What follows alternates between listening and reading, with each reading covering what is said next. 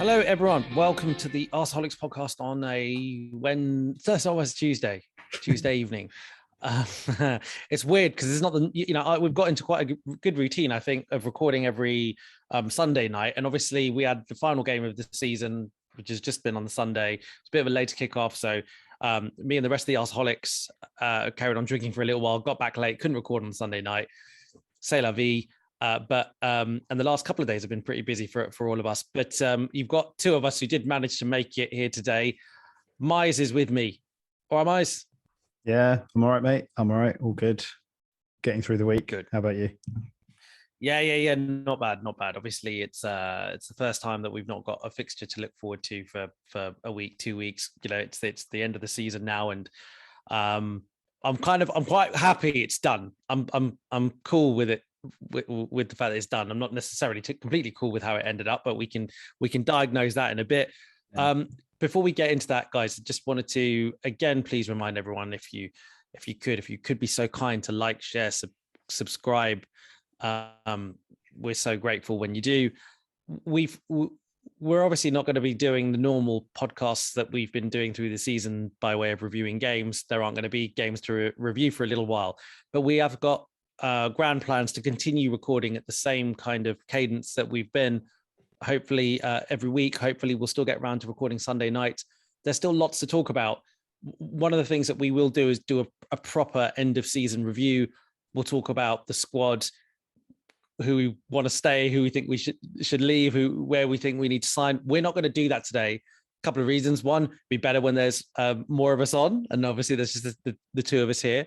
But we'll probably, give a lot of time to talking about the things that need to be talked about. So we'll scatter that over a few episodes. There's obviously also lots that goes on over the summer in terms of transfers, ins, outs, you name it. A lot of it is agent talk. A lot of it is nonsense. We will try our best to talk about those things because, it is fun to talk about. But what we will probably avoid doing is discussing anything that doesn't seem like it's concrete. Well, I say concrete, and anything that doesn't seem to be coming from a good source, but we will want to talk about it as the season goes on. So what we're going to do as the summer goes on, what we're going to do starting from this week, we're just going to review some of the big stories that are in the news, because there's a few things actually Arsenal related that have actually popped up today that seem, good. Quotes from Arteta on Saliba, for example, and some news from the likes of Ornstein about our plans for the summer.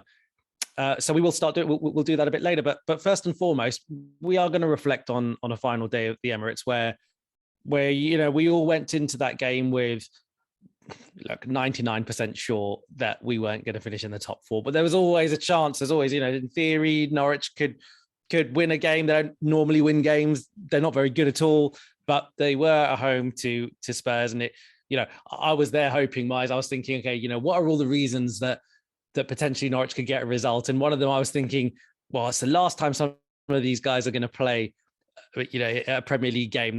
Some of those guys may never play a Premier League game again. That didn't really work out though, did it, mate? I mean, in the stands, we had hope for a little while, but soon that dissipated, didn't it? Yeah, I think Spurs scored quite early, didn't they? Pretty early in the first half. Yeah, it wasn't as early as it could have been. Yeah, so it kind of gave everyone hope for, I think, about 15, 20 minutes or so, right? And then it was just a carnage, wasn't it? Yeah. I mean, like you say, you kind of hold on to that tiny little bit of hope. You kind of the best scenario that I could see happening was something like a early Spurs or a Spurs red card while it was still 0-0, and you never know kind of what happens to the game from there, or dodgy refereeing decision. But yeah, it wasn't to be. And I think, we all prepared ourselves, right? We all prepared ourselves after the Newcastle game. I think we all knew, even the most ardent Arsenal fan would have probably accepted our fate, our fifth place fate. So, I don't think in terms of the game on Sunday and, how we were on the day in terms of just the mood around the ground. I mean, it was good. It was kind of obviously not as much of a celebration as we would have wanted it to be. But in terms of just the general atmosphere, the mood around the place, it helped that me and Nero had a lot to drink before the game. So I've completely forgot about that. Yeah. So Mize and Nero went for a bottomless brunch, inspired by the bottomless brunch.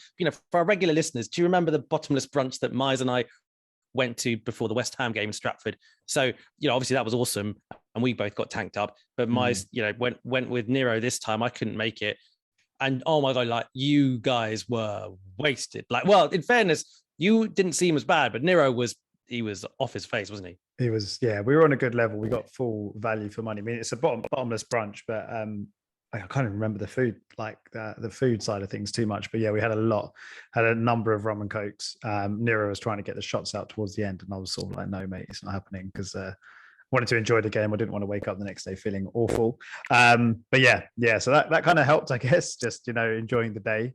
And we had a few more when we got to the ground, when we met you guys, and obviously a few more at halftime and a few more after the game. So yeah, but look, the weather helped as well, didn't it? Like, it was glorious. You sort of tell that everyone had been drinking, because I do remember the concourse just before kickoff, and it was, I think we were all quite pleasantly surprised with how raucous it was in terms of chanting, wasn't it? Absolutely, yeah. Like you say, the atmosphere in general, it's been great this season. There's been that real kind of shift to the fans supporting the team and getting behind this team, and I think the atmosphere that we saw on Sunday was kind of like a bit of an appreciation from the fans for the efforts from the players and from the manager for the season that we've had. Although we didn't get the prize at the end of it, I think there were still lots and lots and lots of positives to take from the season. I think people had enough time between the Newcastle game and the Everton game to kind of reflect on that and kind of just enjoy the day. In the last home game of the season, even if we've had a terrible season, it tends to be, in the sun, a nice day out, and people do tend to enjoy themselves. So yeah, it was good from that perspective. And Everton fans were having a great time as well, weren't they? It was funny because obviously Everton stayed up. They knew that before they came into this game. So what? Nothing, zero to play for. Their fans have come for a day out in London. Clearly, they've been getting tanked up in the sun as well. And it was hilarious, right? Through the game, clearly the Everton players didn't really care about the match. And on that point, Miles and I aren't really going to go dissect the game in any level of detail, because it's just pointless. But what was funny is that their players were kind of on the beach. Their fans were kind of having a good time. But their fans were also going through this roller coaster journey during the game of keeping an ear to the Liverpool and Man City scores. And clearly they were tense, not because their team were getting trounced. They didn't care about that. It's because all of a sudden at some point it looked like Liverpool might win the league. And then when Man City started scoring goals, it was hilarious. It was like they cheers scored. Were just exactly. It's like Everton had just scored a goal that was like kind of season defining for them. I don't think I've ever seen anything like it, really. It was crazy. It was crazy. They were literally celebrating like they'd scored a goal in a very, very important game. So yeah, it was really, really funny. It was funny. It was very funny and nice to see, to be honest. Obviously, none of us wanted Liverpool to win the league, did we? So no, exactly. I mean, look, the quadruple would have been the most ridiculous achievement. It'd been amazing, and most of us who live in London know a lot of Liverpool fans, and that probably would have made it unbearable. So anyway, look, just a little bit about the game. No need, again, we're not going to dissect anything. There's not very little that you can really analyze from an end of season final game where what can you really analyze? But some of the things, one of the main things I think was questioning whether it was a farewell game to some players. We've talked throughout the season about there's a few players who are out of contract in the summer, whether they'd stay, whether they'd go, particularly strikers. And Eddie, I think, he would have started the game, whatever the case. And, he's obviously deserved to be starting, but someone who hasn't been starting recently because of form or also because potentially he's been worked out the squad is Lacazette, who came on for 20 minutes or so. Do you think it was his farewell, Miles? Did it feel like that to you? I think the scenes after the game made it feel like that. Like the lap of appreciation was a bit weird, if that's what it's called, because they didn't really do like a proper lap. I don't know if you noticed it. Normally, from memory anyway, the players tend to kind of go around the pitch together, and they do make the effort to kind of almost cover all four sides and go along the touchline. And that didn't really happen. It was a bit of a half-hearted effort. But I think it was weird, wasn't it? It was really weird. yeah. But I think with Lacazette, like I think he brought his kid. Did he bring his kids out, his family out? I wouldn't necessarily say it felt like a farewell. And I guess Lacazette probably would have come on whenever he came on, 10, 20 minutes to go, in a game that didn't really mean anything.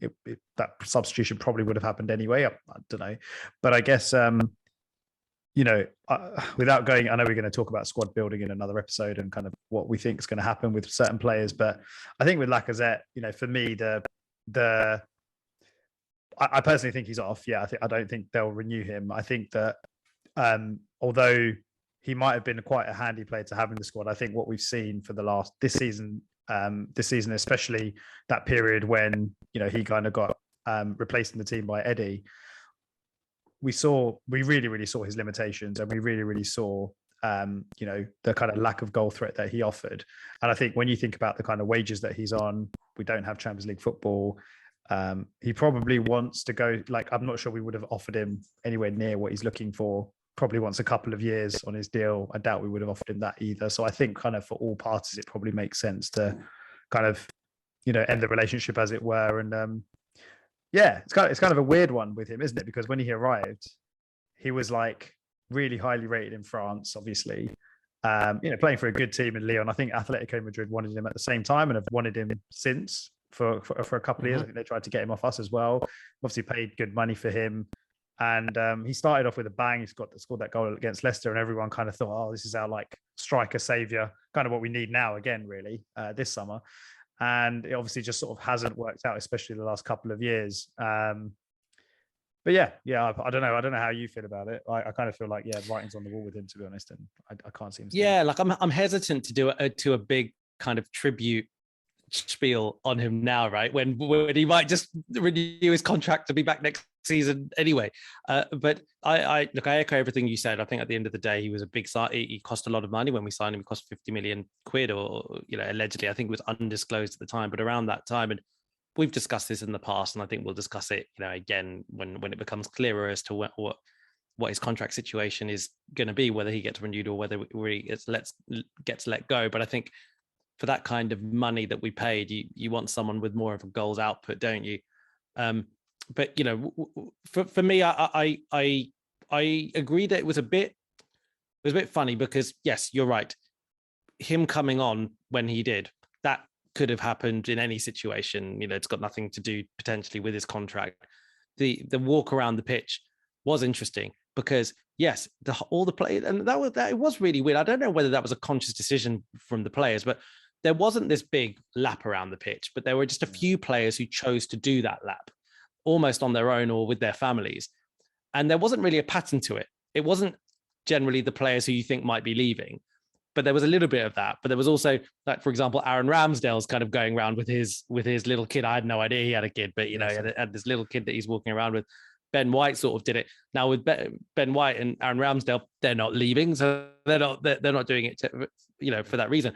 But another couple of players who did were Lacazette and Cedric. Cedric did it, and I kind of wondered in the same way that Cedric was doing it. Cedric had his child in his other half and was walking around. Was that a little bit of a farewell? Maybe. I mean, do you think that was a farewell from Cedric? It could well be. I mean, look, there's been no kind of links right with Cedric. We haven't heard anything. Nothing reported in terms of clubs coming in for him.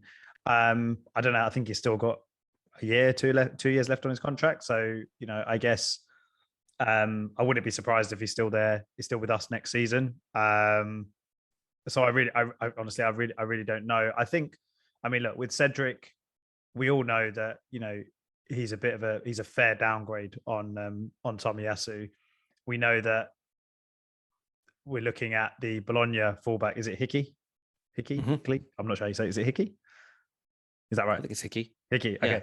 Yeah, you had doubts in my head. I thought it might be Hinky, but I think it is Hickey. Yeah. When I said it out loud, is it Aaron Hickey? Aaron, yeah. Well, when I said it out loud for the first time, it sounded weird, so I thought I was saying it wrong. But yeah. So, I guess it's one of those things. If for whatever reason someone comes in for Cedric, I can't imagine we'd be like dying to hold on to him. But is anyone going to come in for him? I'm not sure. So I can imagine he'll still be around. I think the other interesting one was Pepe. Obviously, with him changing his agent in the last couple of weeks, similar kind of thing. You know, he had his family there, kids, I believe, and he seems like one of the very, very likely ones to that. You know, we're basically just going to put up for sale and probably have to take a massive, massive loss on. There's loads of different opinions on this, isn't there? In terms of, okay, so I think one opinion that is generally shared, I think most Arsenal fans would be okay with him going. I think most fans would be all right with it. I think the debate is, how desperately do you try and get rid of him? So do you take a massive hit, which it sounds like we're probably going to have to do? You know, we're never going to get 70 million or whatever it is we allegedly paid for him. There are some people sort of saying, well, if we can't get, you know, even if we can't get bids for him, just got to loan him out, get him out until he finishes his contract. Just get him out the picture. Almost, it's been that bad. What do you think? I mean, what's your early view? Again, we'll go into squad building another day, and you know, etc. But has it got to the point where, on the basis of his involvement this season, can you really see Arteta wanting to spend another season with him? Oh, really? Yeah, this season's been a real eye opener, right? Like, he's just not featured at all. He's just not featured at all, pretty much. And kind of the way he ended last season, we all thought that this might be the season. You know, we said this a couple of times with Pepe. This might be the season that he kind of explodes. But he's obviously either fallen out of favor with the manager, or he's just not done it when he's been given the opportunity. Whatever the reason is, I think the thing with this is kind of like the conundrum for next season, right? With now us now needing a much bigger squad, and now having to juggle the Europa League, and potentially having kind of two teams, as it were, like a cup team and a Premier League team, at least for the initial stages of, you know, the League Cup, and especially the Europa League. Pepe kind of falls into that category of a great player to have, because he can come straight in. You know exactly when you're going to get from him. He's probably going to tear it up in the Europa League group stage. I could see him just kind of getting lots of goals and assists, and then it kind of lends itself. That in itself means that he's probably on form when we do need to bring him in for Premier League games. If he needs to come in for 20, 30 minutes to go, or get subbed on, and we need something from a game, we need a bit of magic. And we've seen that from him in the past. It's just been the consistency, and it's probably been the confidence, which means that he's, you know, when he's not on song, when he's not confident, his form takes a big hit. So that's an interesting one for Arteta to work out. But like you say, I think if an offer, I don't know what the number would be, but if an offer of, you know, whatever they're looking for comes in, then of course they're going to have to think about it. And again, he's must be on big wages, and that's got to be a consideration as well, considering that we're obviously looking to bring in a number of players this summer. So yeah, it's an interesting one. I can see it. I could see him potentially being in the squad next season and being involved. At the same time, he might look at it as well and think, you know, he's not getting proper game time anymore. He's kind of at his peak years. Was he 25, 26? I'm guessing. I don't actually know how old he is, but around that kind of age. He's 26. Yeah. Yeah. So, it's interesting, Miles. You know, I thought about, remember the beginning of last season? So the first game of last season was Fulham, right? We played Fulham, and the front four we went in with that game, if I recall correctly, was Aubameyang, Lacazette, William, and Pepe. And we won that game 3-0. And I think that, you know, there was a lot of buzz, I felt, you know, from our fan base as to that four. There was something about, you know, they had experience, they had quality, they had lots of different things about them. And it's amazing to think that now you know, it could be that within a 2-year period, they've all gone. Yeah. It's mad, isn't it? Like all of them. It's very conceivable that all four have just disappeared off the face of the earth. Yeah. For, you know, in terms of for Arsenal. Yeah. Crazy. But anyway, again, you know, we'll get onto the whole all of that another day. I think that, you know, let's just talk a little bit about how we feel, mate. Let's be kind of let's do a little bit of therapy here, because just to conclude, you know, we kind of knew that we were going to finish fourth coming into that Sunday, fifth, but fifth. we knew we were going to finish fifth. Yeah. Still, you're not clearly there's a bit of me. There's a bit of me that just doesn't want to accept it. But how do you feel now? Now it's kind of done. Season's over. How do you feel? I think I like you say, I've accepted it. I've accepted kind of Europa League next season. It's still painful because of the way it happened and the fact that pretty much we kind of gave, I don't want to say gave fourth place up, but yeah, I guess we did kind of give it up in a North London derby in a game that we didn't really show up to. That's kind of probably the most painful thing about it. The Newcastle game was also really, really painful for kind of different reasons. But that North London derby that still stings when I think about it. It really does sting. And I think that's one of those, like, I don't know if you have many Spurs mates. I think you do. I do. My brother's a Spurs fan. And, that's kind of one, them overtaking us with 3 games to go is one thing. Them doing it by beating us in a North London derby comprehensively, and us losing our heads in that game, or at least a couple of our players did, and really putting in a bad performance, that is probably one that they're going to hold over us for a little while. And that definitely, every time I think about it, I'm just like, oh, I feel kind of sick about it. So, but look, reflecting on the season as a whole, there's still so many positives to take. We've talked all season, right? Every time we've met up after a game, whether we've won or lost, and we've won a decent number of games this season. The general theme has been, like, oh, we didn't expect Ben White to kind of settle and do as well as he has. We didn't expect Ramsdale to take that number 1 shirt and kind of really make it his own. And okay, he's got his kind of weaknesses that he still needs to develop. But despite that, Leno hasn't really had a looking aside from when Ramsdale got an injury for a couple of games.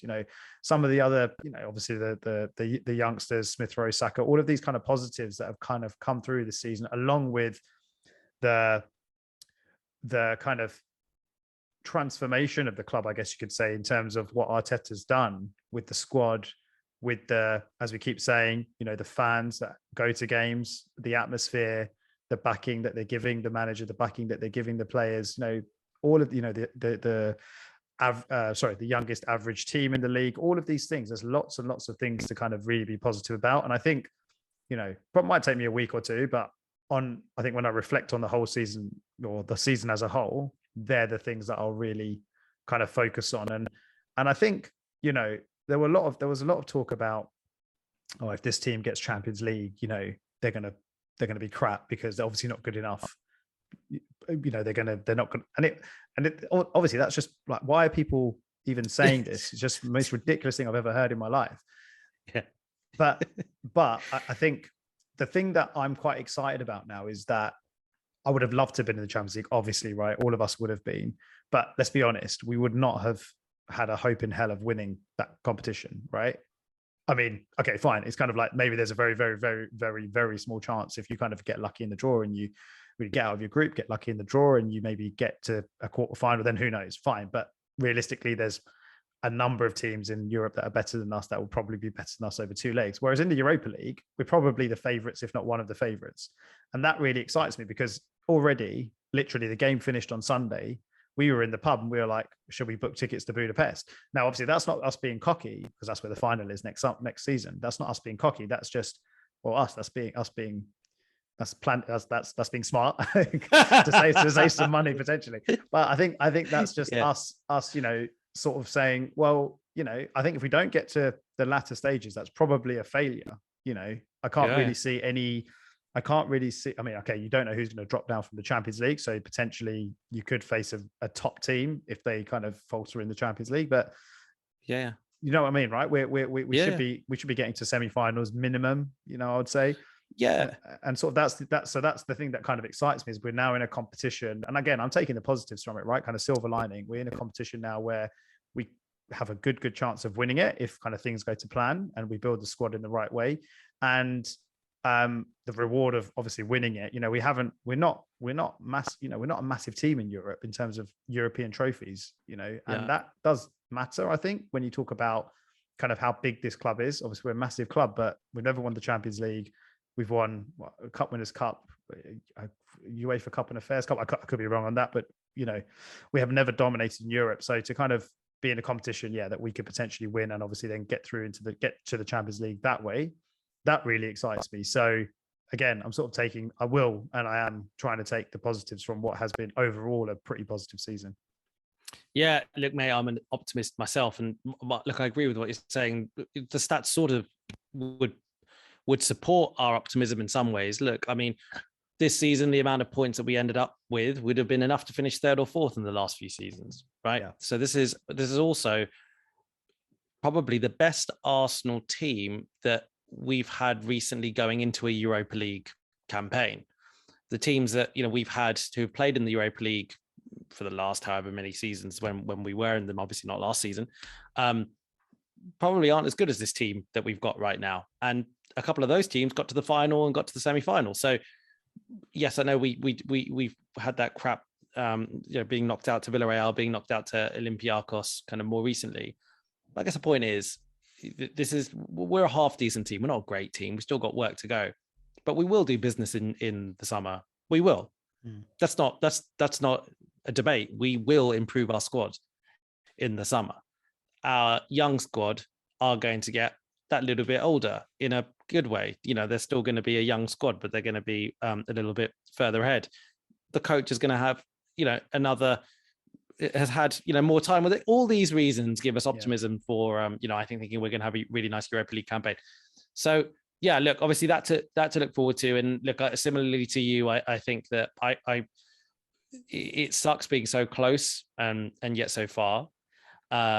It does suck. I think just that feeling of the fact that we were to think that when we went to White Hart Lane, if we had won that day, if we had won, at Tottenham, then it would have been over and we would have been fourth. And that feels a little while ago. And to think that, it could have been all over at that point, to then get dragged out to us not kind of, doing it in the end. It's tough to swallow. One other thing that, again, it's a bit of trying to look at this optimistically, but it does feel like Arteta, Edu, the board have had this plan that has been mapped out over a few years to sort of say, listen, like, this is how we want to strengthen the squad over these years. This is what we want to try and achieve, etc. Now, had we finished in the top four and played in the Champions League, I'm sure everyone would have been delighted. But I wonder how far they would have accelerated their plans anyway. They may have tried a little bit, but is there an argument to say then you suddenly get into that territory where you kind of go, oh, hang on a minute. Okay, do we really need to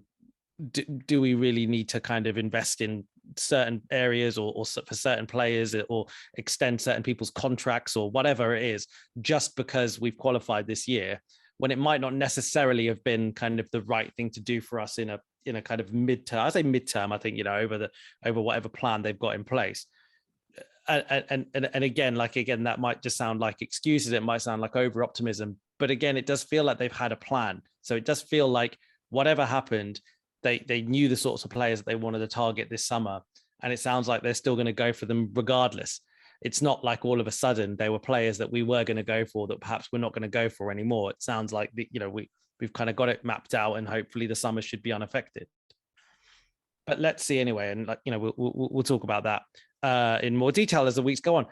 Okay, sorry for some technical issues. If you didn't experience a seamless cut there, then I apologize. If you did enjoy a seamless cut, then I kind of regret even mentioning anything about the technical issues. But anyway, it brings us to a transition in the episode. We're going to talk about the news of the week, if you like. There's actually been a really busy day in terms of Arsenal news. So literally in the middle of those technical difficulties, checking our phones, something just flashed up, which was Hector Bellerin on his future. Now, we had talked a bit, I don't know if we talked about on the podcast that much about it, but we have talked when we've been at the games about the potential for Hector Bellerin to potentially come back and into the squad as a backup right back.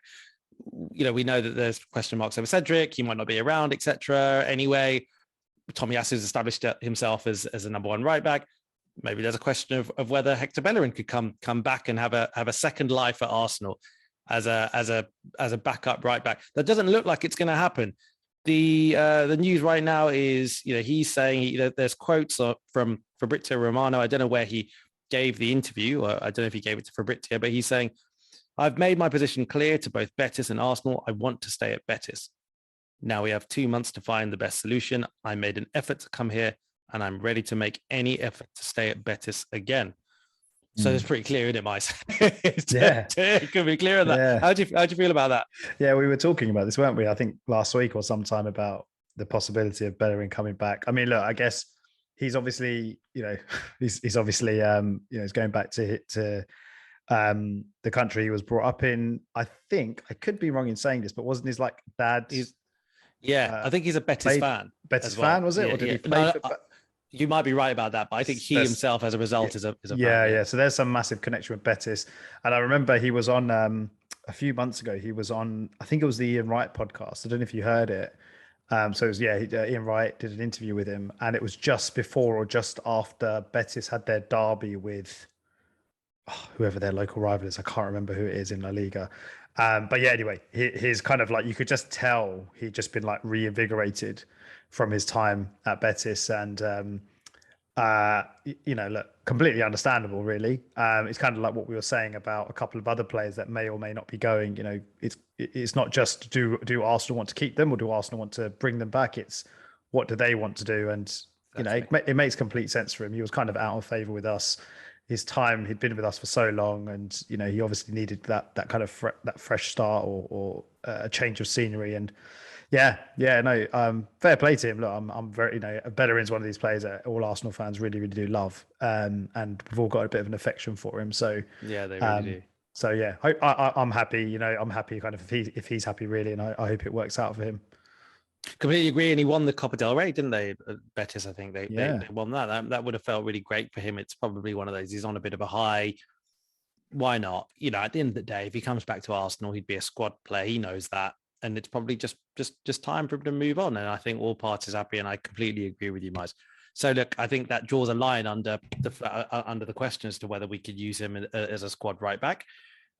So yeah, I guess that's at least one thing that we potentially can move on. Look, obviously anything can happen. There could be a twist, but doubt it. On the other end of the scale, a player who has been used, this case has been used throughout this season to knock Arteta with, a lot of the Arteta outers have used this example. The example of William Saliba, whichever, William Saliba, the example of him, whereby we signed this incredible talent. He's apparently one of the most talented centre-backs in European football.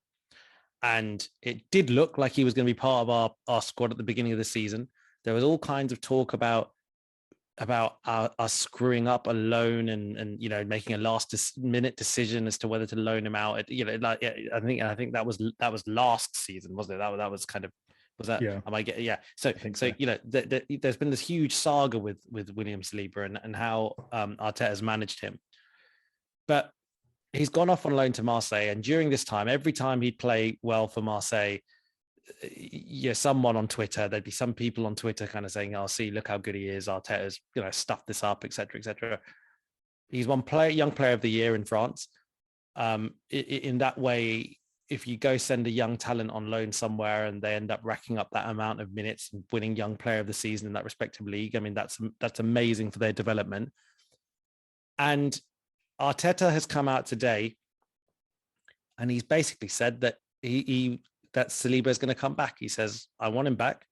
He said words to the effect of, we sent him out to get experience and he's done that. And now he's ready to come play for Arsenal. Yeah. So he's basically saying something that I think everyone who wanted to have faith thought that must have always been the plan. And he's effectively said, the subtext of what he's saying is, I don't know what everyone's so bloody worried about. I sent one of my youngest talents out on loan. He had a great loan. And now he's going to come back and play for us. And that was always the plan. I mean, a couple of things. How do you feel about that just generally? But also secondary, do you think that he was always clear of this plan? And if he was always clear of this plan, as in if it was always the intention to send him out on loan for him to do well on loan and come back and play, why didn't he clarify this earlier? Arteta? Yeah. Okay, so on the last, that sort of the latter, I'm not sure he necessarily has, why, I don't think he necessarily has to do that, does he? Yeah, Like, does he have to Really communicate? good point. He does. I don't think he necessarily. I don't know why he'd feel obligated to tell the world what his plan is. Like, no manager kind of does. Not no manager does, but in a lot of scenarios, a lot of situations, managers kind of keep their cards close to their chest, or they're always playing a game of poker. I mean, yeah, I'm not really that bothered in terms of if Arteta tells us kind of what his plans are for individual players or not, because it's it's basically up to him. I mean, I think the thing with Saliba is, right, we paid a lot of money for him, but everyone seems to forget that he was 18 when we bought him, something like that. Yeah, he was a teenager. Yeah, and he's literally, it's 2 or 3 years on, 2 years on, I think. So he's obviously only 2021. That's still ridiculously young for a centre back. And the loan move made complete sense. Obviously, it's fantastic that he's been a first team regular and he's got all this additional experience that he would not have got staying at us. We didn't have European football this season just gone. He wouldn't have got many minutes. You could argue, we could have done with him in those last few games when Gabriel and White were kind of, our defense was sort of falling apart, but that's neither here nor there, really. I think the development that he would have got at Marseille is going to be so invaluable. I guess the thing that we never really knew was kind of what happened when we signed him. And I'm pretty sure he was signed. Was he signed under Emery or Arteta? He was Arteta, right? I don't think he was Arteta, right? Was he Emery? He was an Emery signing. Yeah. Okay. So did he go out on loan? Then he came back, and then obviously Arteta was the manager then, and then something happened. And so, I mean, I can't remember. Yeah, I'm sort of trying to think back, but I guess the point I'm trying to make is with Arteta, there's always this, like, his man management has been called into question with a few players, right? And we're never going to know the situations with, like, Guendouzi. Not that we're never going to know. I think everyone kind of knows roughly, but Aubameyang, Ozil to a certain extent. There's a few others where I guess, from the outside, it's quite easy to question Arteta's man management. And I think Saliba, we'll never know, but did something happen between him and Arteta, or did he just turn up on day one and Arteta looked at him for a few days and thought, he's not ready. He's not ready for Premier League football. I need to, send him back somewhere where, he's no point sending him to kind of League One in a country, in a new country, and he's such a young boy. Why not send him back to France? I don't know what the thinking was, but for me, obviously he's extremely talented, so I'm pretty excited to have him back because he is literally like a new signing, right? And I think the thing that not worries me, but the thing that everyone needs to be kind of mindful of is, like I say, his age. He's still pretty inexperienced. I know he's getting into like the French squad now, and obviously his profile's going up and all of that. And winning Young Player of the Year in France. All of these things are fantastic and amazing, and it shows how kind of well he's developing. But ultimately, at that age, 2021, to be a Premier League centre, like, there are no 21-year-old Premier League centre backs. I can't think of any. I think really. Fofana's the only one. All right. Okay. So so that who ironically was playing with him. Right? So that should tell everyone, like, that should give everyone an idea of what the expectation needs to be from this guy. Exactly. And if he gets, Europa League games and League Cup games, and he's just there in the squad, he's just there in the squad. And I guess a big thing about what we're building now is this kind of squad harmony. And, we've got rid of all of the bad eggs, as it were. So, building the squad harmony and him being part of that squad this season, hopefully, that is something that I'm really, really looking forward to see. And if he doesn't play that much, that's fine, in the sense it will be great for him to get as many minutes as possible. But you can't really, like, I'd basically put it this way. I'd still say Rob Holding is third choice centre back. I'd probably say Rob Holding is still third choice centre back this seson, unless someone else comes in. That's interesting. I wouldn't. I'd disagree with that, to be honest. Really? Wow. I firmly believe that Saliba coming into the squad. I agree. If in the sense that I agree that he's not first choice. If you want day one of the Premier League, I imagine Gabriel and Ben White would start. But the thing is, I think one thing that we didn't do well this season was rotate, partly because we didn't have the players to rotate. But we will have to rotate more next season. And as a result, I think that I think he will get a shed load of games. And if we were to rank them, I do actually think he'll end up getting more games than Holding. Okay. I think given the fact that he did rack up that many minutes in France, did win Young Player of the Year, did get into the French squad, I think you probably have to assume that regardless of his age, he's ready. Like he's ready to play Premier League football. And he's clearly got the ability. He's clearly got ingredients that Arteta would probably look for in a centre half over what, Rob Holding has. Like Rob Holding is, we've covered it this season. He's been that guy that we've brought on and whatever. So I think just in terms of that, in terms of someone who can do the things that he wants a centre back to do, I think that, we'll probably see him get more minutes. We'll see. But look, I'm delighted. I think one thing that you said before that I completely agree with is, he literally will be like a new signing, right? Yeah. It's literally that. So we've got a new centre back essentially joining the club. Who imagine if we did not have William Saliba, if he was not our player, and next week we were linked with the Young Player of the Year in League One, who's 21 years old or whatever he is, got into the France squad, we'd be going mental. We genuinely would be over the moon, because that is on paper one of the biggest talents in Europe, right? We'd be over the fucking moon. And we've got him. So I'm bloody delighted about it. I think it'd be great. Yeah, it's quite. I was just going to say, Mano, the way looking at it like that is a very good way of looking at it. I thought my dog might need to go to the toilet there, but he doesn't. Did you just initially say I thought my dad might need to go to the toilet? My dad's not here. I don't live with my parents. My dog. What was I going to say? But is it quite interesting as well? So I was I can't remember where I saw this, but Gunner Blog might have been on another podcast, but Gunner Blog has been following Saliba, like the kind of progress in France, quite closely. He actually went to watch him playing for Marseille a couple of months ago. And he was saying, I think it was this week or last week, he was saying that he basically wasn't 100% convinced that he was going to be coming back to the club. This was before, obviously, Arteta said what he said today. And he basically saying, like, his profile's raised so much, being called into the France squad, he was basically like, that's probably the worst thing that could have happened from an Arsenal perspective. There are lots of clubs tracking him. Arsenal would probably accept an offer of like 30 million plus, which I think is what we paid for him anyway. So it makes no sense at all. But obviously, look, he's quite in the know, as it were. And he tends to be pretty, fair with these kinds of sort of assessments of things. And, I just thought that was quite interesting, really, because, that's a little bit worrying if there's any truth in that. But I guess a connected worry to that is one of the other. I think it was Le Gros who tweeted this, which I thought was a very sensible thing to say, which is that probably the Mbappe saga probably doesn't help for someone like Saliba, who's probably looking at it also and going, if I really am in that high demand, if people do really rate me that highly, I should just run down my contract. So, actually, I'll stay with Arsenal. I'll stay. I'll just run it down. And then I'll go anywhere for ridiculous kind of wages and whatever.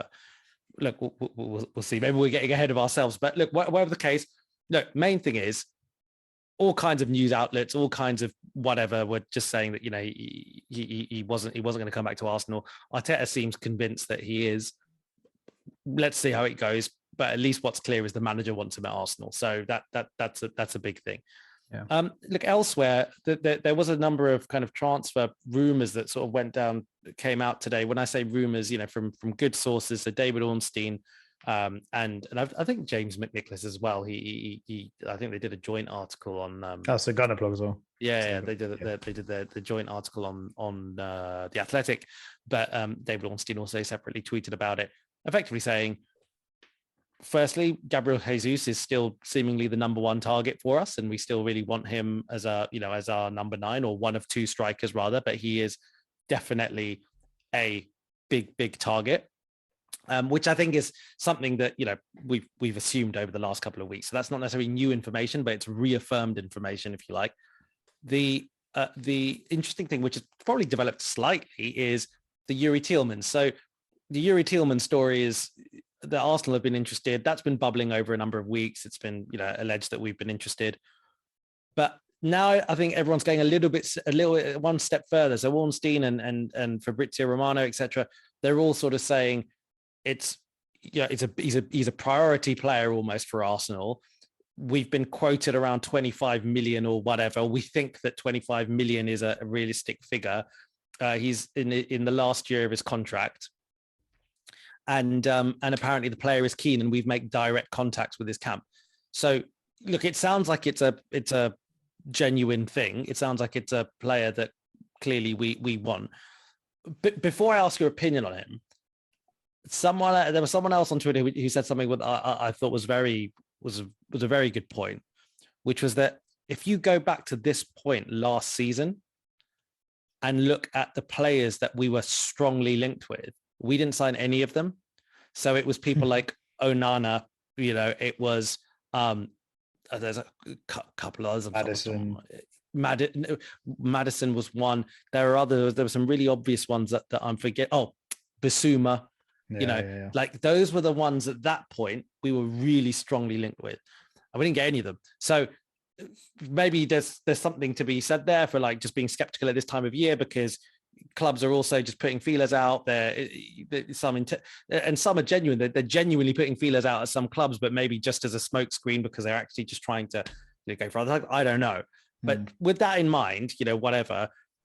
Assuming that Tielemans is a genuine target, we might be able to do him for 25 million. What's your initial reaction to that? So when we were initially linked with him, I'll be honest, I was a little bit underwhelmed. Yeah. I think when he joined Leicester, he came, he was pretty young, obviously still quite young because he was a lot younger. And I think he came with quite a big reputation. It was almost a case of, wow, Leicester have kind of bagged this kind of highly rated young central midfielder. And I think he's been good for Leicester. Don't get me wrong, but I don't know. I feel like when you're looking at the kind of where he's going to fit into our midfield and who he's probably likely to replace, and I guess you could argue is he coming in to basically take Xhaka's place, or is he coming in to kind of build the squad and there's some reshuffling that's going to happen, or I don't know. But I think if you go on the assumption that he's going to partner Partey, that's right. My main worry with him, and it's probably the same concern that a lot of people have got when you watch him, is like just defensively. I think he's not the most athletic. He's not the fastest player. He's not great defensively in general. And I think, and like recovery. So if we've lost the ball and the team need to get back, I'm not sure he's necessarily, that's his strength. And I think they're some of the similar kind of deficiencies that you associate with Xhaka as well. So I'm not sure he necessarily improves us in that aspect of the game. But I think when you've got the ball, and if you're a possession-based team, he's definitely got a lot of quality. And look, one of his obvious qualities is, his ability to strike a ball and his long-range shooting, which gives you another dimension. But yeah, like he can spray the ball around. He's a good passer of the ball. I think he's comfortable with both feet. So there's lots of kind of positives. And the thing, I mean, like I said, when we were first linked with him, I was slightly underwhelmed. But the lesson I learned from last summer is whoever we buy or whoever we bring in, I'm sort of just going to reserve. Doesn't really help because we do a podcast, but I'm going to reserve judgment until they put the shirt on and they play for us, because we signed Aaron Ramsdale, and I'm pretty confident not a single Arsenal fan wanted us to sign Aaron Ramsdale. And now look how the season went and kind of how happy people are with him. And that's just one example. So look, obviously I'll completely back him if he is the guy. It would just be interesting to see kind of then what happens with Xhaka, and is he, because obviously we now have this problem with Partey and with Kieran Tierney, but essentially they're not necessarily reliable for sort of 50 games a season, or even less than that, really. So then is he coming in as sort of like cover? Or is he coming in to take a first team spot? And therefore, it's just going to be interesting to see kind of like how that looks. I think his fitness record, Tielemans' fitness record, I saw someone tweet it, is he's only missed like a couple of games for the last like 2 or 3 years. That will be interesting. So, and there's also another sort of rumors backed up by some photographs that El Neni is going to sign a contract extension. So it might be interesting to see what happens there. And if we do sign Tielemans, will anyone go, or will actually, we need the extra numbers, and will that be the kind of, if you add in Lokonga, will that be the unit that goes into the new season? Like, early days, that'll be interesting. What another interesting bit of news, Miles, that sort of leaked out in, I say leaked out, but that was in the Ornstein and James McNicholas kind of article, was that apparently we went in for a centre back in January, a chap who I'd never heard of previously, who had signed for Dortmund in the end. And I can't remember his name now, but I did write it down before, so I'm just going to check that name now. It was Schlotterbeck. Oh, I never heard of him before. Yeah, Schlotterbeck. Never heard of him. Left side of centre half, who apparently we tried to sign in January. The reason I found that interesting was because we did get rid of Pablo Mari. I'm pretty sure it was January that we got rid of Mari, right? We let him go in Jan. And clearly, because we thought, well, we've got enough numbers, we clearly at that point decided that we were okay to go in with just 3 centre backs for the rest of the season. We got rid of our backup left-footed centre half.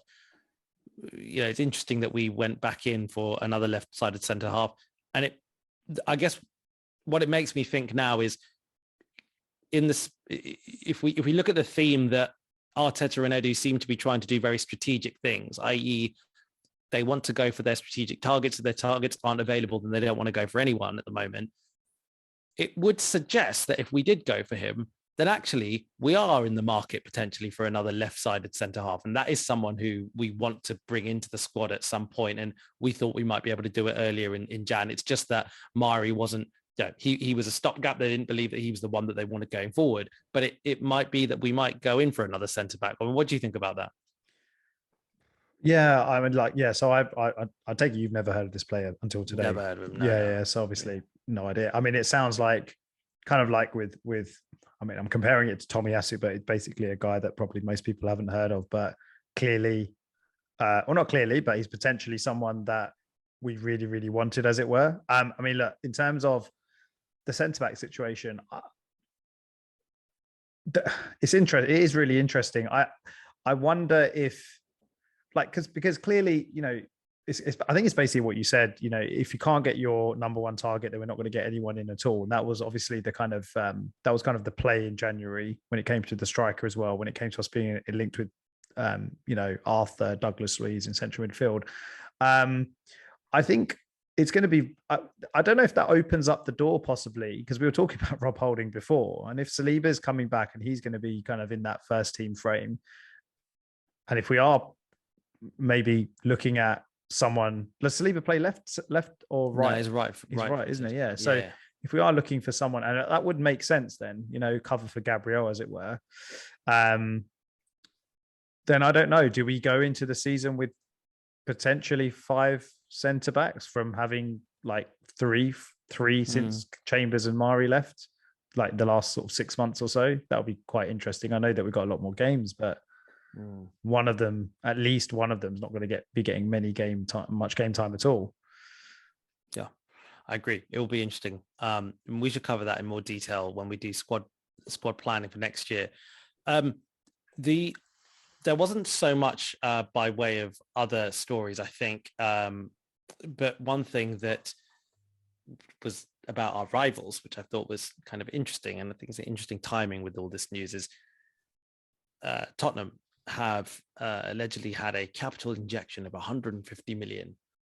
And I think when you go into the details of that, on the face of it, although it sounds like 150 million and that 150 million is going to be used to invest in on and off the pitch.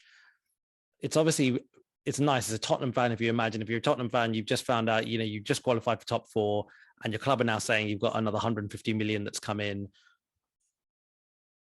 Look, if you're going to be an Arsenal fan about it, you're going to look at the details and you're going to be a bit like kind of, you're going to try and piss on the pot a little bit. And I think the negative about it is it looks like it's just like a loan. So effectively they're taking out a loan for 150 million, which they will have to pay back at some point, which they're already in a lot of debt.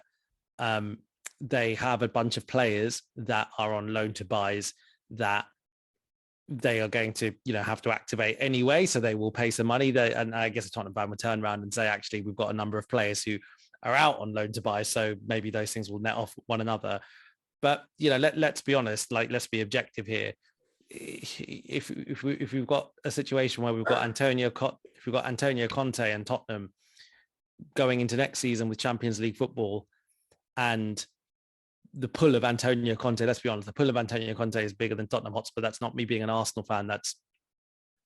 He is one of the biggest managers in the world with all kinds of trophies. Tottenham don't do trophies, and he does. He is a pull, massive pull, and they've got Champions League football.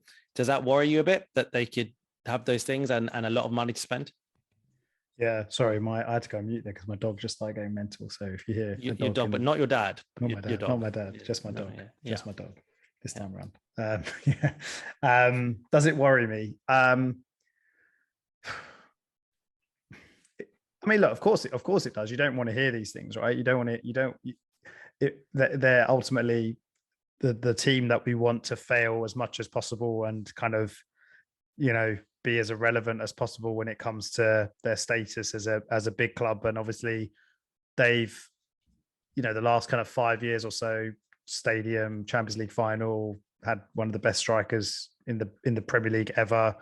I've got a player like Son. They've now added Conte to that. You could argue that is he going to hang around? Like, what happens next season? And this will be really interesting to see if next season they have a bit of a slump. Sorry, give me a second.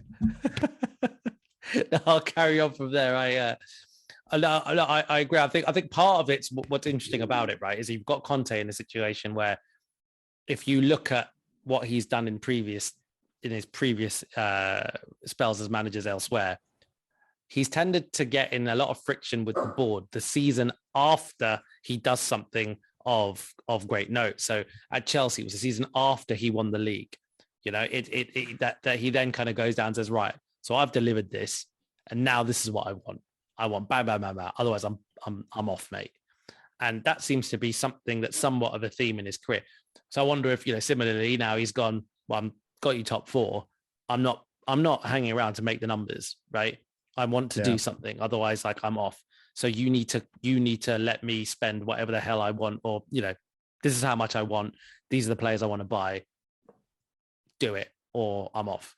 And I imagine that's kind of happened. And from a worrying perspective as an Arsenal fan, you're worried that, all right, if he does get everything that he wants, then, is he just going to continue to smash it and do well with Tottenham and, God forbid, may win a trophy of some sort, even if it's a League Cup? You don't want that to happen, do you?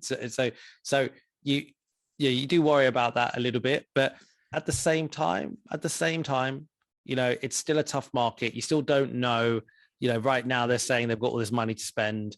We don't really know how it's going to pan out. There may be lots of other things, lots of other funnies. And I think when you look at where we are and where they are, right, and if you try, it's very hard to be objective, but if you try to be as objective as possible, the main thing with us is we're at the start of our journey, as it were, right? We're at the start of Arteta's managerial career. We're at the start with a lot of these young players, and we're kind of waiting, or not waiting, but we're kind of expecting, next season now the expectation is top four, and we add to what we've built so far. We add to that this summer. I think with Spurs, when you look at kind of, average age of the squad and some of their key players like Lloris and Son and Kane. Okay, look, Son and Kane are two of the best in the league, and they're going to do very, very well next season again. But, that is probably, I don't know, I would like to think that's going to tail off in the next couple of years. And then how do you replace Harry Kane? You can't replace Harry Kane unless you throw 100 million at the problem, or you have someone in the, you have another one coming through the ranks, as it were, which is very, very unlikely. How do you replace Son?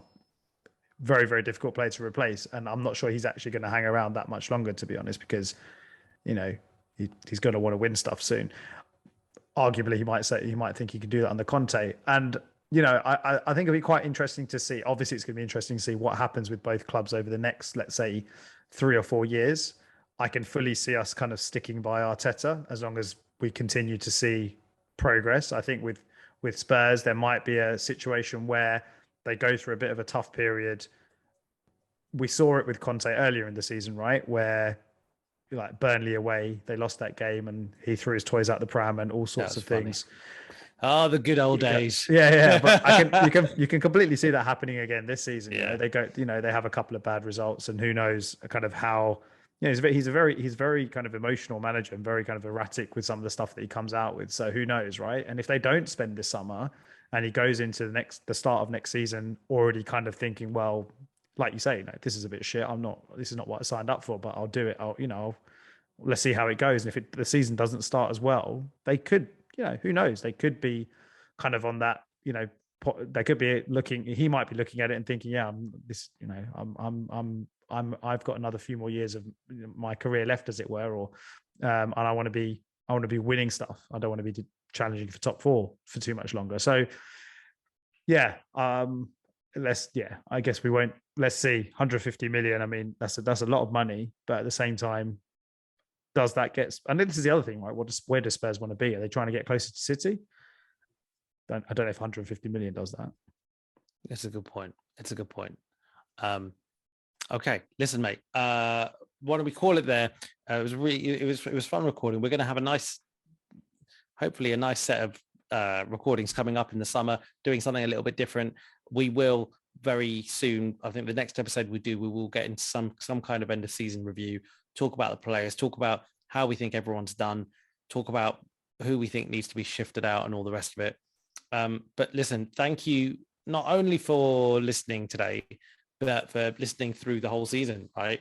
Yeah. Because we've I think we're on about 70 episodes now, and we've only continued doing this because although we are not a massive podcast, we are realizing that we are having let's just call it a cult following, which seems to grow on a week by week basis at the moment. Yeah, on a week by week basis, and it's really nice going to the Emirates and every now and again bumping into someone who listens to the podcast. Like that's cool. That's really, really fun. And that just keeps us motivated to do this. So look, really appreciate everyone who supported us this season. We're going to crack on and we're going to continue and hopefully bring you some interesting stuff in the summer. So cool. All right. Well, Mize, thank you very, very much for joining me. Thanks, mate. Nice one. Always a pleasure.